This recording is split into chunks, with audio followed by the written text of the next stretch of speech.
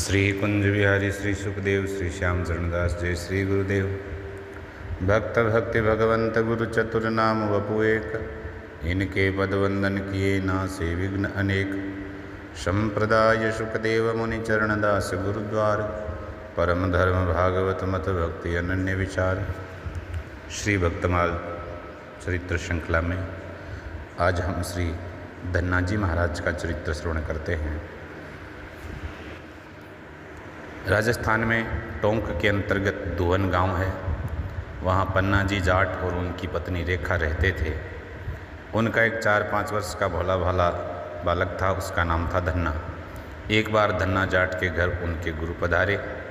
उन्होंने स्नान करके अपनी झोली में से सालग्राम जी निकाले और उनकी पूजा करने लगे। पहले स्नान कराया, फिर चंदन लगाया, धूप दीप दिखाया, भोग लगाया। भोग लगा करके पर्दा लगा दिया, आंखें बंद करके कुछ देर मंत्र जाप किया। फिर पर्दा हटा करके प्रसादी में से कुछ पास बैठे हुए धन्ना को दिया, कुछ आपने पा लिया। तो धन्ना इतनी देर बैठे बैठे सब ध्यान से देखते रहे। पूजा समाप्त होने पर बोले, गुरुजी अब हम पूजा करेंगे। गुरुजी ने कहा कि छोटे बच्चे पूजा नहीं करते। क्यों नहीं करते? धन्ना जी ने पूछा झट से। तो इसका गुरुजी ने जो भी उत्तर दिया हो उनकी समझ में ना आया, लेकिन वह हट करने लगा। गुरुजी ने बहुत समझाने बुझाने फुसलाने की चेष्टा करी, पर धन्ना जी मानने वाले नहीं थे। हार करके उन्होंने कहा, अच्छा देखो तुम्हें एक और ठाकुर ला कर देते हैं, उनकी सेवा करना। वे बाहर जाकर कहीं से खोज खाज करके एक काला गोल पत्थर ले आए, उसे ऊंचे सिंहासन पर रख दिया और अपने सालग्राम जी को नीचे। फिर धन्ना जी को दिखा के बोले, देखो बेटा, जो ऊपर विराजमान है ना वे राजा ठाकुर हैं, और जो नीचे हैं वे सिपाही ठाकुर हैं। अब तुम राजा ठाकुर लोगे या सिपाही ठाकुर? तो गुरुदेव ने अपने ठाकुर की रक्षा के लिए ये तरकीब की थी कि कहीं अपने ठाकुर जी न मांग ले, और कहीं धन्ना जिद कर जाता गुरुजी के ही ठाकुर लेने की तो मुश्किल होती, पर वह राजा ठाकुर और सिपाही में तो भेद जानता ही था। उसने कहा हम राजा ठाकुर लेंगे। गुरुजी ने वह पत्थर दे दिया उसे। धन्ना बड़े खुश, पत्थर को हृदय से लगाया, माँ के पास जाकर बोला, माँ देखो गुरुजी ने हमें ठाकुर दिए हैं, तो मैं इनकी पूजा करूँगा, मुझे पूजा की सारी चीज़ दे दो। माँ हंसी, बोली, पूजा की सामग्री कौन जुटाए? माँ ने टालते हुए कहा, अभी कहाँ से लाऊं सामग्री, बाज़ार से मंगवाऊंगी तब दूंगी। तो मंगा दो जल्दी से। धन्ना पीछे पड़ गया। माँ ने किसी प्रकार बात दूसरे दिन के लिए टाल दी। अब रात भर धन्ना को चैन नहीं। बीच बीच में उठ बैठे और कहे, अरे माँ सवेरा तो हो गया, मुझे ठाकुर की पूजा करनी है। माँ कहे, अरे अभी रात है बहुत और ठाकुर सो रहे हैं, तू भी सो जा। वह लेट जाए। थोड़ी देर बाद फिर उठ बैठे, फिर जो है माँ डांट डपट कर सुला दे। ऐसा करते करते आखिर सवेरा हो गया और माँ लग गई घर के काम धंधे में। लेकिन धन्ना का तो एक ही काम, माँ का पल्ला पकड़ कर खड़ा हो जाए। कहने लगे, लाओ पूजा की चीज़ें। झुंझला करके माँ ने कहा, ठाकुर तेरे पूजा की सामग्री लाऊं मैं? तो ठाकुर दूसरे से मांगी हुई पूजा की सामग्री से प्रसन्न नहीं होते, तू ही ले आ जहाँ से तुझे मिले। अब धन्ना क्या करता? पूजा की सामग्री खोजने लगा। घर के बाहर कुछ फूलों के पौधे थे, आसानी से फूल मिल गए। तुलसी की तो उसे पहचान थी नहीं, जो पत्ते मिले वही तोड़ लिए। धूप की जगह एक घास फूस और तिनके बटोर लिए। चंदन कहाँ मिले, मन को समझा लिया। सफ़ेद टीका ठाकुर को अच्छा नहीं लगता, टीका लाल ही अच्छा लगता है।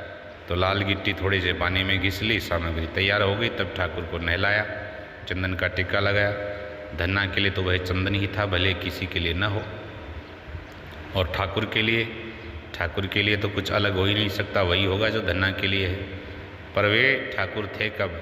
वह तो सड़क से उठाया हुआ, कितने ही न जाने राहगीरों की ठोकर खाया हुआ पत्थर था।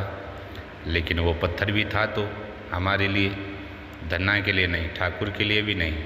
ठाकुर तो उसमें उसी समय आविर्भूत हो गए जिस समय धन्ना ने उसे हृदय से लगाया। उनकी अपनी घोषणा भी है ठाकुर जी की कि ये यथा माम प्रपद्यन्ते ताम तथैव भजाम्यहम्। जिस भाव से जो मेरी उपासना करता है, मैं भी उसे उसी भाव से प्राप्त होता हूँ। तो धन्ना ने शुद्ध सरल भाव से उसे हृदय से लगाया था। तब क्या वह पत्थर ही बना रह सकता था? नहीं, भगवान को तो उसमें आविर्भूत होना ही था। धन्ना जिस प्रकार उनकी सेवा पूजा करने उसी समय से बेचैन हो उठा था, वैसे ही वे भी उसी समय से उसकी सेवा ग्रहण करने को बेचैन हो उठे थे। रात भर धन्ना सोया नहीं तो क्या ठाकुर आराम से सोते रहे? धन्ना की प्रत्येक पुकार कि माँ सवेरा हो गया, ठाकुर की पूजा करनी है, ये शब्द उनके कान में गूंज उठे थे और वे भी सवेरा होने की उतनी ही उत्सुकता से प्रतीक्षा कर रहे थे। जब वह पूजा की सामग्री खोज रहा था तो वे देख देख कर प्रसन्न हो रहे थे और जब पूजा हुई तो जितना प्रसन्न हुए थे उसकी कल्पना वो भक्त हृदय ही कर सकता है, जो रागमयी सेवा के मर्म को समझता है, जो जानता है कि भगवान षोडशोपचार से की गई सेवा पूजा से उतना प्रसन्न नहीं होते जितना केवल अनुराग के उपचार से की गई सेवा से प्रसन्न होते हैं। धन्ना के ठाकुर की पूजा हो गई, भोजन का समय आया। धन्ना को बेझर की रोटियां और गुड़ मिला खाने के लिए, उसमें हरी पत्ती डाली, ठाकुर के सामने रख करके बोला ठाकुर खाओ। अब ठाकुर के सामने पर्दा डाला, आंख मीच कर बैठ गया। बीच बीच में आंख खोल करके पर्दे के बगल से झांक कर देखे कि ठाकुर खावे कि नहीं। ठाकुर खाते क्यों नहीं? वे तो धन्ना के नैवेद्य को आरोगने की कब से ही प्रतीक्षा में थे। प्रेम से अर्पण की गई बेझर की रोटियां देख करके उनकी जो है लार टपक रही थी। पर रसिया ठाकुर की आदत है भक्तों को खिजला करके उनकी खिजलाहट का रसास्वादन भी करता है, तो उन्होंने रोटियों का ग्रास भी नहीं तोड़ा। धन्ना ने बार बार प्रेम से कहा ठाकुर खाओ खाओ, पर ठाकुर ने एक न सुनी। धन्ना के प्यार भरे शब्द उनके लिए कर्ण रसायन थे, बार बार उस रसायन का आस्वादन करके तृप्त हो रहे थे। अब एक बार में सुन लेते तो अतृप्त नहीं रह जाते, लेकिन धन्ना के धैर्य की भी सीमा थी। जब धैर्य टूट गया तो बोला नहीं खाते तो हम भी न खाएं, मत खाओ। वह ठाकुर की तरफ पीट करके लेट गया। देर हो गई, उसे भूखे प्यासे लेटे लेटे सिसकियाँ भर भर करके रोने की। आखिर कब तक ठाकुर उसकी उपेक्षा करते? उनसे उसका रोना न देखा गया।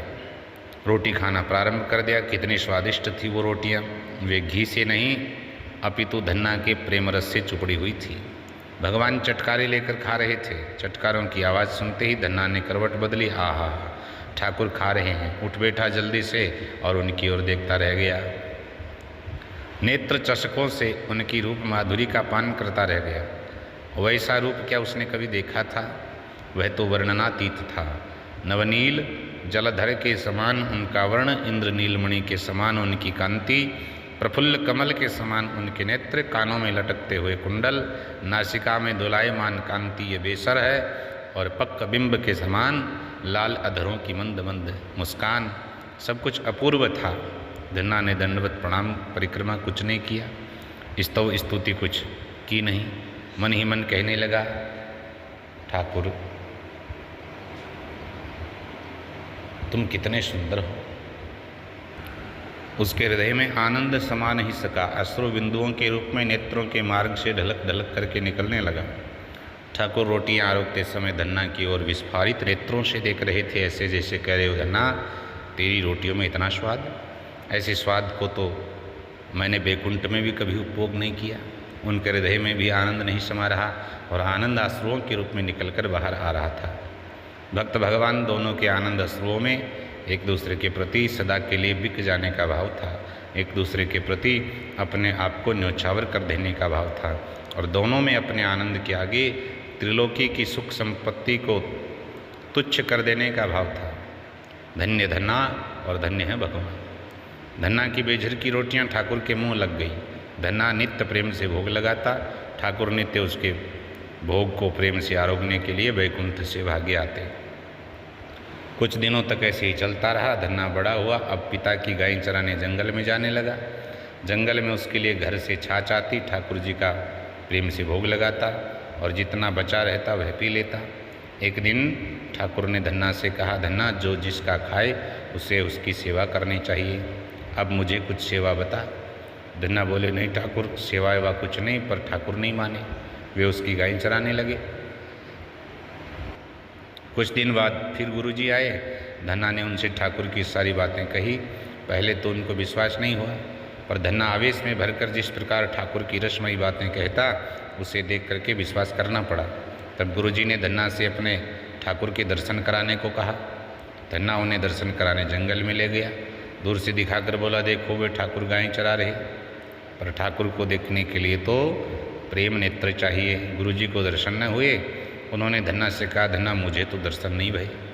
ठाकुर के दर्शन उसी को होते हैं जिसको ठाकुर दर्शन कराना चाहते हैं। तुम ठाकुर से कहो कि मुझे दर्शन दें। धन्ना ने गुरुजी की सिफारिश करी, फिर भी ठाकुर ने अनसुनी कर दिया। धन्ना तो उनके पीछे पड़ गया। पड़ता भी क्यों नहीं, उसे तो ठाकुर गुरुजी ने ही दिए थे।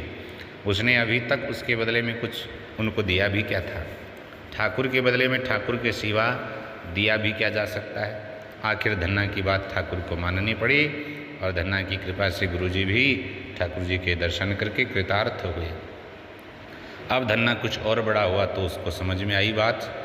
उसका पहले जैसा सहज सरल भाव न रहा। पहले वह भगवान को भगवान रूप में नहीं जानता था, अपने खेल का साथी, अपना प्रिय सखा मानता था।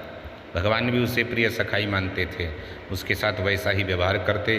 2 रोटियां उसकी दी हुई प्रेम से आरोगते, गायें चराते। पहले वह जानता ही न था कि भगवान किसको कहते हैं। कोई उसके सखा को भगवान कहता भी था तो वह यह समझता था कि उसके उस सखा का नाम भगवान है। पर अब समझ में आया कि भगवान तो विश्व ब्रह्मांड के रचयिता नियंता हैं। इस समझ ने ही उसे अनसमझ बना दिया। भगवान विश्व ब्रह्मांड के रचयिता हैं, अधिपति हैं, शासनकर्ता हैं विश्व ब्रह्मांड के संबंध में। पर अपने भक्त के संबंध में तो वह उसके सखा ही हैं। यदि वह उन्हें सखा मानता है, पुत्र ही हैं। यदि वह उन्हें अपना मानता है, पति हैं। यदि वह उन्हें अपना पति मानता है, वे भक्त को वैसा ही संबंध भक्त से मानते हैं जैसा वह भक्त मानता है। यही उनका वास्तविक उत्कृष्ट स्वरूप है, क्योंकि वे रस स्वरूप हैं और रस की निष्पत्ति संबंध से ही होती है। जो भगवान केवल विश्व के रचयिता शासन करता है, उनमें रस वह रस कहाँ जो भगवान के स्वामी, सखा, पुत्र, पति आदि रूपों में है। उन्हें विश्व का अधिपति और शासक मानना, उन्हें अपने से दूर करना है। धन्ना भगवान को जैसे जैसे भगवान के रूप में जानने लगा, उसका सख्य भाव शिथिल पड़ता गया। भगवान उससे दूर होते गए। अब भगवान ने तो साक्षात रूप से प्रकट होकर रोटियां खाते, न उसकी गायें चराते। भगवान जो केवल भगवान है और स्वामी, सखा आदि कुछ नहीं, वे कब किसी के साथ खाते हैं, खेलते हैं, किसी गायें चराते हैं। यदि वे प्रसन्न हैं तो दर्शन भर दे देते हैं और वर दे करके अंतर्धान हो जाएं। धन्ना अब उदास रहने लगे। उन्हें भगवान का विरह सहन न हुआ। उनका शरीर ही छूट जाता यदि उन्हें साधु संग रूपी संजीवनी न मिल गई होती। अब वे बड़े हो गए थे, इच्छानुसार जहाँ चाहते जा सकते थे। वे जहाँ साधु संग मिलता वहीं चले जाते। साधु भी उनके घर आते रहते। साधु सेवा प्राण खोल करके करते थे। साधु संग और साधु सेवा करते समय उनकी विरह वेदना कुछ कम रहती, इसलिए वे पिता के खेतों की देखभाल करते, गायें चराते। जो समय मिलता उसमें साधु संग करते। फिर भी उनका विरह दिनों दिन बढ़ता गया। जब इतना बढ़ गया कि खाना पीना सब छूट गया, शरीर दुर्बल हो गया, तब भगवान बीच बीच में दर्शन दे करके उनकी प्राण रक्षा करते रहते। पर भगवान क्षण भर को ही दर्शन देते, अंतर्धान हो जाते, जिससे उनकी तृप्ति तो होती ही नहीं, विरह अग्नि और बढ़ जाती उल्टा। तो मन ही मन आक्षेप करते हुए प्रभु से कहते, ये कौन सी प्रेम करने की नीति है। प्रभु, दर्शन देना, छिप जाना ये प्रीति नहीं, अनीति है। और यदि अनीति ही करनी थी तो प्रीति हमसे क्यों जोड़ी थी? क्यों पहले मेरे साथ रहते, हंसते खेलते, मेरी गायें चराते, और क्यों अब केवल दिखते हो, बाकी छिप जाते हो? मुझसे ऐसा कौन सा अपराध हुआ प्रभु जिसके कारण इतना अप्रसन्न हो गए? भगवान ने एक दिन स्वप्न में दर्शन दे करके कहा, धन्ना, मैं तुमसे अप्रसन्न नहीं, पर तुम में एक कमी आ गई है, जिसके कारण तुमने खुल करके उस प्रकार मैं तुमसे मिलने के लिए विवश नहीं हूँ जैसा तुम चाहते हो। तुमने गुरु नहीं किया है। प्रीति का उस प्रकार का स्थायी संबंध जैसा तुम चाहते हो वो गुरु बिना संभव नहीं। तो तुम काशी जा करके श्री स्वामी रामानंदाचार्य जी से दीक्षा लो, तब तुम्हारी मनोकामना पूर्ण होगी। धन्ना जी काशी गए, श्री रामानंदाचार्य जी महाराज से दीक्षा ली। दीक्षा लेकर के लौटे तो भगवान ने साक्षात प्रकट होकर के हृदय से लगा लिया। वे अब पहले की तरह ही धन्ना जी पर कृपा करने लगे। धन्ना जी का प्रेम भी जो पहले भगवान के ईश्वरीय ज्ञान के कारण थोड़ा जो है शिथिल कुंठित सा था, अब वह गुरु कृपा से पहले की तरह अकुंठित, सहज, सरल हो गया।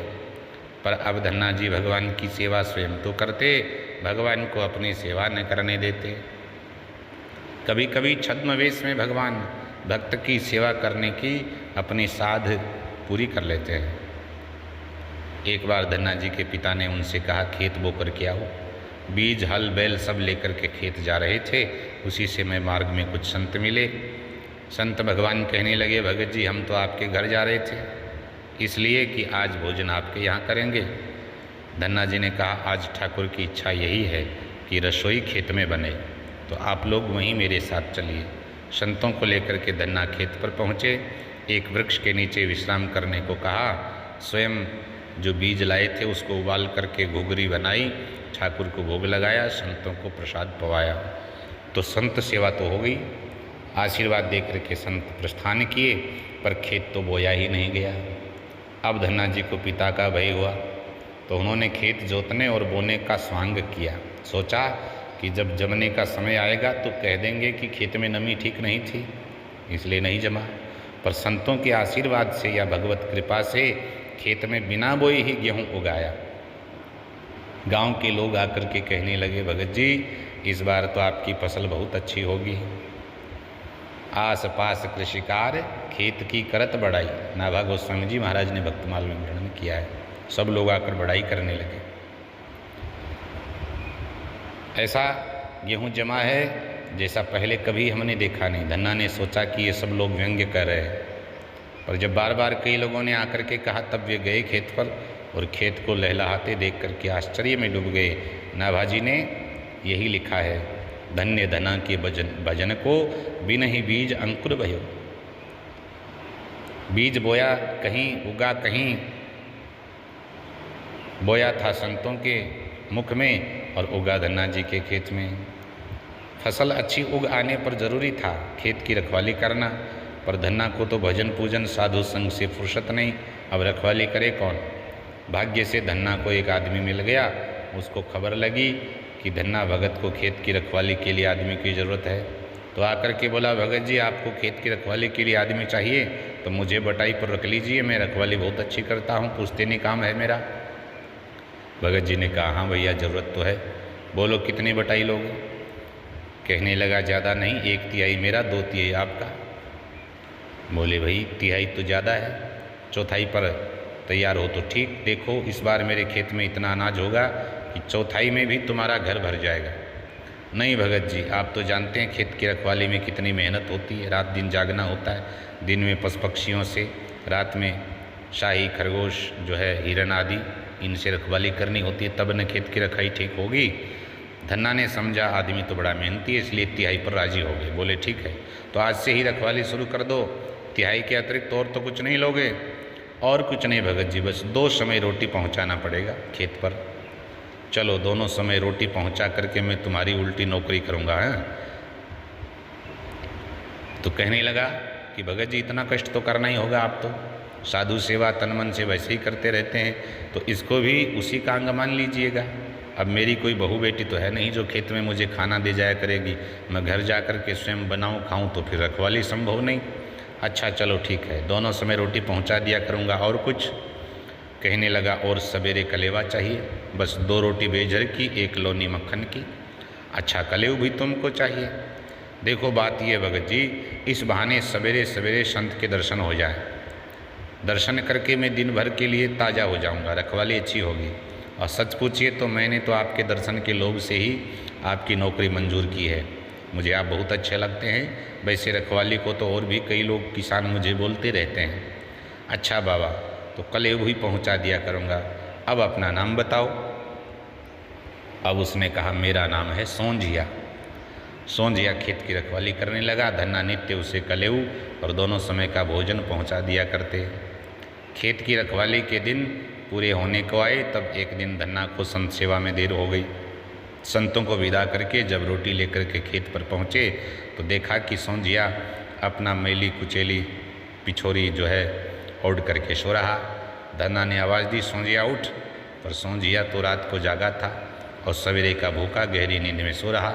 धन्ना ने पिछोरी उठाई तो देखा इंद्र नील मणि कांति कलेवर प्रभु श्री राम। अरे ठाकुर तुम, कह कर के धन्ना चौंक पड़े। ठाकुर की नींद खुल गई, वे आंखें मसलते अंगड़ाई लेते उठे। उठते उठते राम से फिर सोंझिया हो गए। बोले भगत जी मैं रात भर जागा था इसलिए सो गया, चौकीदारी में चूक ही, सो माफ़ कीजिए। धन्ना कहने लगे ठाकुर रहने दो, अब और अधिक स्वांग न करें, मैं अब आपसे खेत न रखाऊंगा, मैंने बहुत अपराध किया आपको इतना कष्ट दे करके। भगत जी ये क्या कह रहे? अरे अब जब फसल पकने को है, बटाई का समय अब नज़दीक आया है, तो आप कह रहे हो कि मैं खेत नहीं रखाऊंगा? तो मैं पंचायत करूंगा, पंचों से न्याय करने को कहूँगा, अपना भाग में लेकर के रहूँगा, मैंने मेहनत की इतने दिनों तक, ये ठगाई नहीं चलेगी महाराज। प्रभु ठगाई तो आपने की है, धन्ना जी कहते हैं, आपकी ठगाई के लिए मैं कौन सी पंचायत बुलाऊंगा, आप तो पंचायत भी बुला लोगे, और इसका न्याय तो अब आपको ही करना होगा, सबसे बड़ी पंचायत आप हैं, आप न्याय नहीं करेंगे तो ठगी सौंधिया का रूप त्याग करके अपने असली रूप में प्रकट नहीं होंगे, मैं अनशन करके प्राण त्याग दूंगा और आपको कलंक लगेगा। धन्ना की धमकी काम कर गई महाराज, सौंधिया को अपने असली रूप में प्रकट होना पड़ा। श्री धन्ना जी महाराज ने खूब प्रेम से छक करके भगवत दर्शन किया है। तो इस प्रकार श्री धन्ना जी महाराज ने खूब जो है भक्ति की पताका ऊंची लहराई, खूब भक्ति का सौरभ प्रसारित किया और भगवान की कितनी दिव्य सुंदर लीलाओं का दर्शन किया ही है। अलग अलग छद्म वेश में आकर के भगवान कैसी भक्तों के साथ में खेल खेलते हैं, इसका सुंदर चित्रण हमने इस चरित्र में किया है। श्री भक्तवत्सल भगवान की जय। जय जय श्री सुखदेव।